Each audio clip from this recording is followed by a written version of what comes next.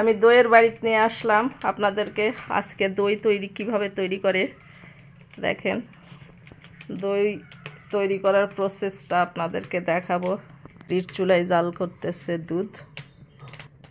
20 KG দুধের আজকে দই তৈরি করবে। দুধ কি করবে? প্রথমে জাল করে তারপর কতক্ষণ জাল করা লাগে? ওই 3 ঘন্টা। 3 ঘন্টা এই দুধটাকে জাল করবে, তারপর দুধ ঘন করবে। এর মধ্যে কোনো মেডিসিন আছে নাকি? হ্যাঁ আছে, খাবার সোডা। কতটুক 20 কেজি ইয়াতে কতটুক পরিমাণে ইয়া দেওয়া লাগবে? ওই 20 গ্রাম।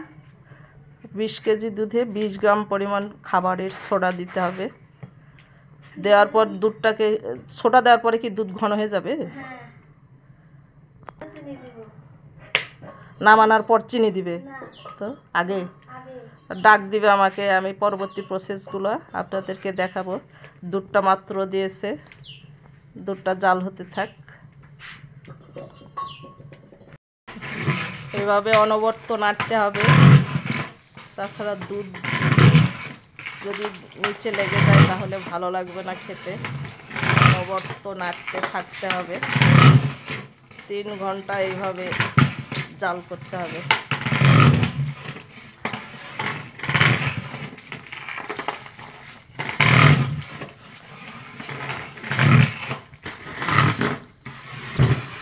চুলার চারিপাশে দেখেন খাবলাগুলো গরম করতেছে। যে ছোট বড় সব রকমের পাত্রগুলো গরম করতেছে। আর এই পাশে দেখেন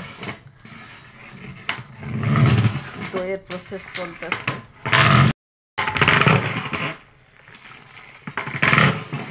দুধ জাল করে একেবারে গাঢ় হয়ে গেছে। এখন কি করতে হবে? পরে কাঠির মাপ দিয়ে বুঝো কতখানি দুধ ছিল? অর্ধেক করে নিছো। যে দুধটা ছিল সেটার অর্ধেক করে নিয়েছে। একটা কাঠি দিয়ে মেপে নিচ্ছে। দুধের কালার চেঞ্জ হয়ে গেছে। দেখ একেবারে কোনো ইয়ে দেয়নি, ক্যারামেল ট্যারামেল কিচ্ছু দেওয়া লাগে নাই। এমনিতেই জাল করতে করতে দুধের কালার চেঞ্জ হয়ে গেছে। এখন এটা মিষ্টি দই করবে। 20 লিটার দুধে কয় কেজি চিনি দিবে? 4 কেজি চিনি। তাহলে তো দুধ আবার পাতলা হয়ে যাবে, আবার জাল করা লাগবে। ওই যতখানি চিনি বাড়াবে ততখানি নাড়তে হবে।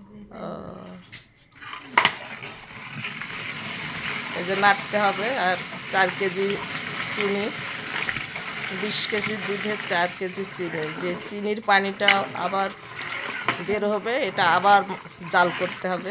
জাল করে তারপরে এই যে এইসব ইয়েতে ভরাবে, পাত্রের দুধগুলো বস জমাবে। আমাদের রাজশাহীতে এরকম আমরা এটাকে খাপলা বলি। আপনারা কি বলেন কমেন্টে জানে।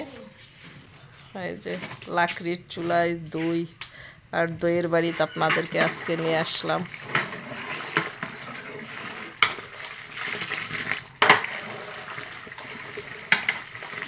এটা আবার জাল করতে হবে। এই 4 কেজি আবার কমাতে হবে। ওরা চিহ্ন দিয়ে দিচ্ছ নাকি?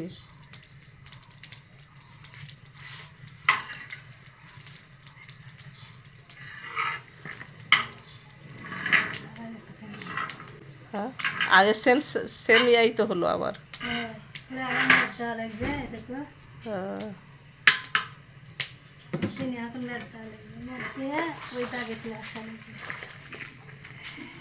জাল হতে থাক। পরবর্তীতে আবার আপনাদের কাছে ফিরে আসব। অনবরত নাড়তে হবে, দুধ যেন নিচে না লেগে যায়। রেডি হয়ে গেছে। এখন নামাবে চুলা থেকে। নামায় একটু ঠান্ডা করতে হবে, তারপর যে পাত্রে বসাবে সেই পাত্রে ঢালতে হবে।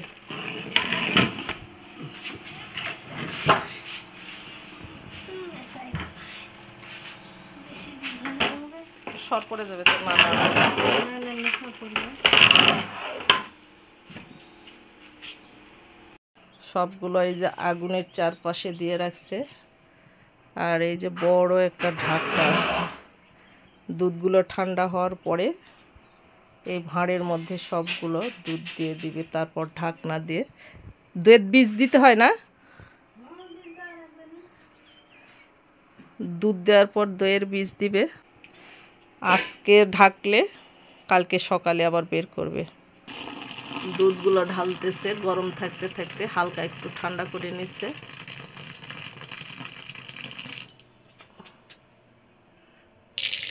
এইভাবে পুরা সব ইয়েতে দিবে।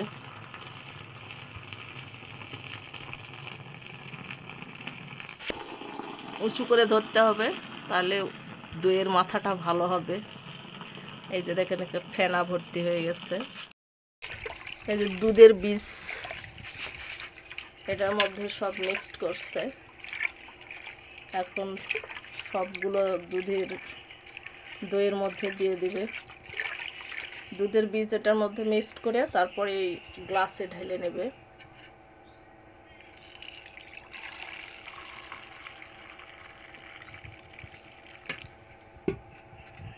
এখন এই দইয়ের ভাঁড়ে ভাঁড়ে দিয়ে দিবে একটা একটা করে।